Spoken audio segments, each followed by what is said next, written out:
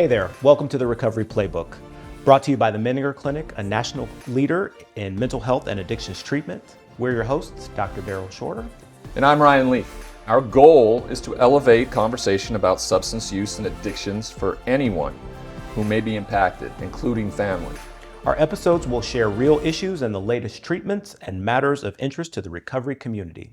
What's today's playbook topic, Ryan? Our topic today is why, when someone finds recovery, is it sometimes still kind of a dirty little secret?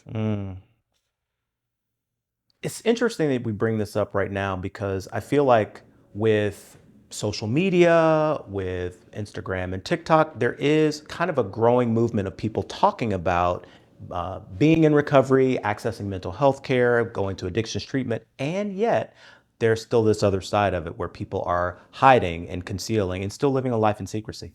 Well, I think that continues to be the anchor of stigma. It just drags through society. You look at the civil rights movement in the 60s, the changes that were made. We've seen significant change, of course, but it's still not to a place where it should be. And that could be the same thing when it comes to mental health and substance use disorder stigma. We shine a light on it now. I may never ultimately see it come to fruition where somebody goes, that is a disease. Yeah. And we treat it as such. But what are you supposed to do? You're just supposed to, I'm not changing a thing. So I guess I'm just going to quit. That's right. And so that's the way I approach it. My recovery, my bottom was very public. Mm-hmm. So of course, if my public destruction or fall was going to be so public, in my eyes, my ascension or redemption or whatever you want to call it was going to be very public too, because it needed to be to impact. So the stigma that carries usually affects those who go into treatment. They want to do it quietly. No one needs to know. They hide it at home, maybe from family members even. Till when you get out and you enter into some of these fellowships, I don't necessarily think it helps that a lot of these fellowships have anonymous attached to them. Yeah. Not that I don't think that someone can go get help and no one needs to know about it, but getting sober is the proudest thing I've ever done. And I've made it to the NFL. Yeah. It is. It's the hardest thing I've ever done. So I wear it as a badge of honor and I want to carry that. And I found with this generation, like we talked about the why, this generation is more apt to shine a light on things, explain why this is happening and what I did to correct it. And I think that's going to help move the conversation and drag people along who are still wearing that anchor that we call stigma. Yeah. And it's interesting, as you were talking, I was thinking about, well, how am I culpable? Like, what is my contribution to this? And I think treatment programs may play into this by really trying to ensure that there's like privacy and secrecy for people, because we can maybe be inadvertently contributing to the perpetuation of stigma by supporting this anonymity that people are really sometimes seeking. Well, I think perhaps as medical professionals, you have to walk a very fine line with HIPAA, the understanding of everything that goes on with that. But I think in those moments when you talk to them about, say, you want them to make them feel safe and secure, but you also want them to understand what you're doing is significant and it's something you should be proud of.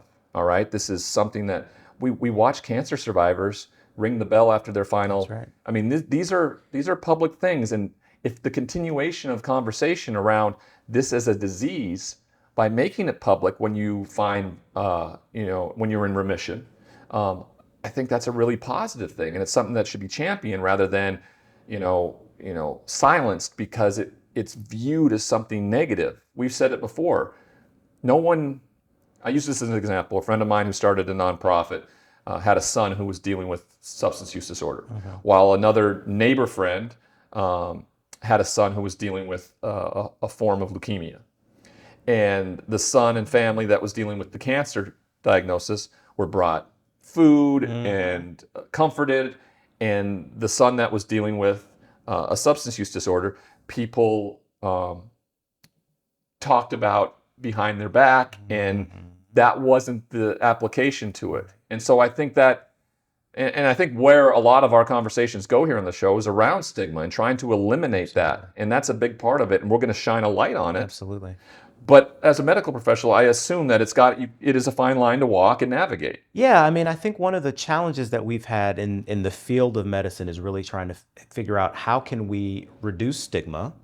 And we hope to do that by increasing like education and having conversations about these things. But then when we also are in some ways asking our patients and the families that we work with to kind of remain in the shadows as they deal with these things, it makes it difficult for people to find connection with other members of the community who might be experiencing something like that. So I'm just kind of questioning what perhaps our role is in it as well. Well, I also don't think that there should be any way that, when someone comes in and fearful that somebody else may know, for anybody to pressure them to say, hey, Absolutely. like I said, it's a fine line. Now, in my case, as someone who doesn't work in the medical field, who usually is working with individuals as a sponsor or someone as a mentor, I tend to land on the side of more tough love. Like, hey, you know what? I don't know, when somebody says, I can't go to treatment, I'll lose my job. You're going to lose your job anyway. You don't understand it. I'll lose my family. You'll lose your family anyway if you don't get the help that you need. Yeah. And so everybody's going to know about it. Um, Asking for help is the strongest thing that you will ever do. Say that again for the people in the back. Asking for help is the strongest thing you will ever do. I'm a big, strapping, strong football player. And me playing against, the greatest, most physical defensive players in the world still doesn't make me as tough as what it was to when I finally could look myself in the mirror and say, dude, you need help. And I'm going to ask somebody for that help. So, what do you think people who don't necessarily want to get on social media, who don't want to host a video podcast, what should those people do to reduce the stigma in maybe their lives? Well, first off, you should do whatever you need to do to stay sober. If that's being in anonymity, by all means. I would rather you sober, safe, than find something that could be any bit triggering to give you something that would affect your remission. Absolutely. So if you're willing, and if you work in a recovery program, you usually have some sort of mentor, whatever that looks like in your fellowship. And my mentor simply is a gentleman that has over 35 years sobriety, who I, trust immensely. And so when I went to him and asked him if this was something that I should do publicly, if this is something because of how public my crash and burn was, I wanted it, if I was going to do, to inspire hope, if I could do that. And he was very honest with me. He just said, at any point when we have discussions around, is this bringing back old behavior? Is this applying to an ego that once was, is this more about ego than it is about helping people? Then there's a problem, and there's a reason why you don't do it. So we've had discussions about that, and when we're open and honest about it, that's allowed me to do it. I have to take inventory about why I'm doing something. Am I doing this show so you at home can see me and see, hey, everything's great for Ryan, let's make it about Ryan? Or am I doing this show with you because I need to be educated and I want to help someone who maybe is struggling like I once was? There are reasons of why you're doing it. And if you are honest with yourself, you understand why you would be public about your sobriety rather than not. So the first thing is stay in recovery, stay sober. If you have to be anonymous in order to do that, then that's fine. That's ultimately the number one, two, and three priority.